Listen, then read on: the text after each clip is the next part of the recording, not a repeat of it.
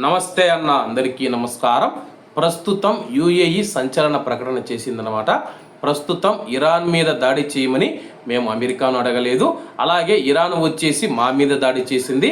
అలాగే అమెరికా ఇచ్చిన air defence సిస్టంలు ఏవైతే ఉన్నాయో ఇరాన్ నుంచి 100 మిసైళ్ళు వస్తూ ఉంటే 80ని అడ్డుకుంటూ ఉంటే 20 వచ్చేసి యుఏఈలోని కీలక ప్రదేశాలను లక్ష్యం చేసుకుని దాడులు చేస్తూ ఉన్నాయి. ప్రస్తుతం అమెరికా మరియు ఇరాన్ మధ్య కుదిరిన కాల్పుల విరమణ ఒప్పందం ఏదైతే ఉందో దానిపైన యుఏఈ అసంతృప్తి వ్యక్తం చేసింది. ఎందుకంటే హార్ముజ్ జలసంధి ఓపెన్ చేయకుండా కాల్పుల విరమణ ఒప్పందం ఎలా కుదురుతుందని చెప్పేసి యుఏఈ అమెరికాను ప్రశ్నించిందనమాట.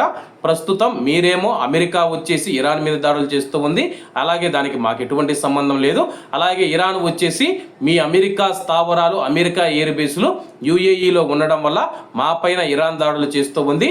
మాకు ఎటువంటి సంబంధం లేని విషయంలో మమ్మల్ని లాగి మేము నష్టపోయే విధంగా మా యొక్క వ్యాపారాలు కావచ్చు, పెట్టుబడులు కావచ్చు, అన్ని సర్వనాశనం అయ్యేంత వరకు ఇది యొక్క యుద్ధం కొనసాగింది. హార్ముజ్ జలసంధిని ఓపెన్ చేయకుండా ఎటువంటి హామీ లేకుండా ఇలా కాల్పుల విరమణ ఒప్పందం కుదుర్చుకోవడాన్ని మేము తిరస్కరిస్తూ ఉన్నామని చెప్పి యుఏఈ ప్రకటించింది.